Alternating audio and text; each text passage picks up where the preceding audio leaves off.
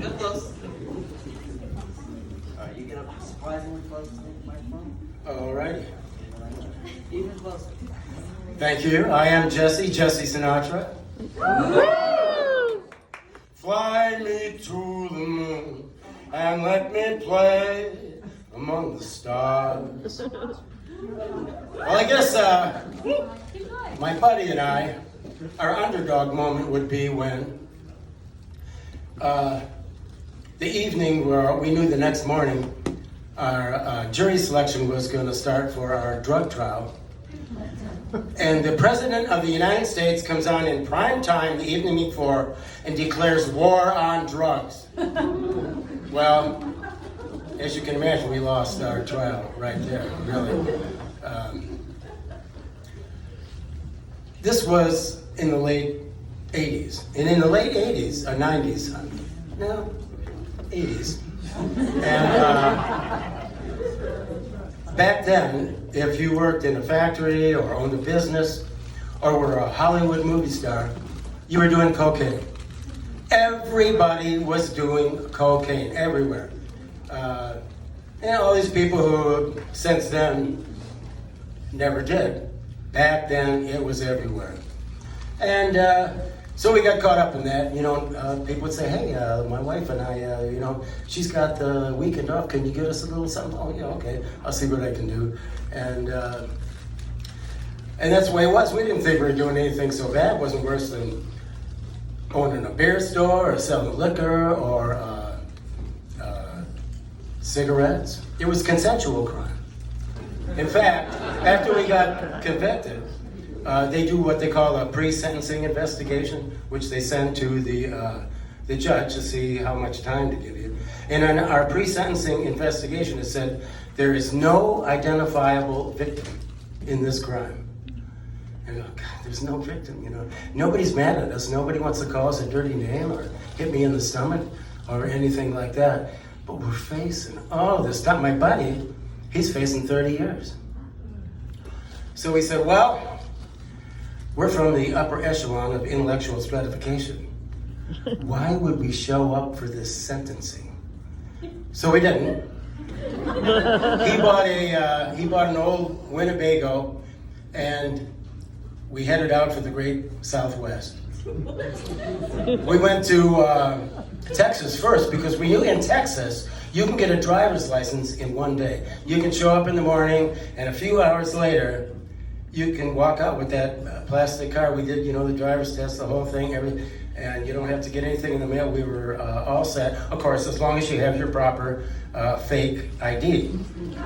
And we had done our homework, so we had, birth certificates and baptismal certificates, everything we needed. So we got that, and we said, okay, now it's official. We are an official band on the run.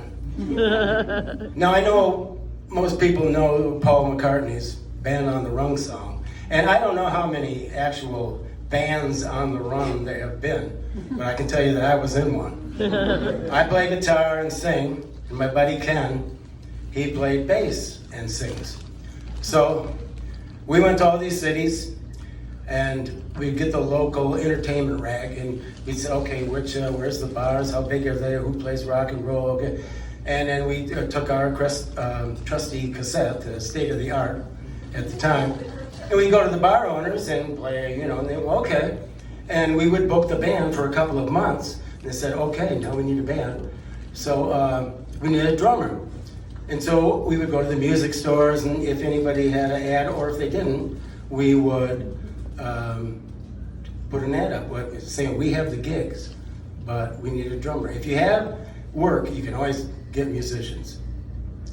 And we said, but we want to audition you, but you have to have the place for us to audition you. We're in a motorhome.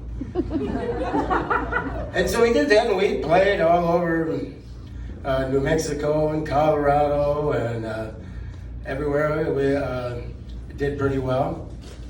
But then we weren't making any money because we always had to rent a PA system. And so I decided to go back to Michigan and get a PA and all of the stuff that we needed. So I came back, and my mistake was that it was too close to my birthday. And that's when the feds, they go to your parents and your friends and your loved ones, and hey, have you seen him? It's on his birthday. And so I was at a motel, and my girlfriend did visit me. She knew not to go, drive all through the neighborhoods, do everything, make sure you're not followed. But sure enough, they followed her with 3 cars, and so they did come after me.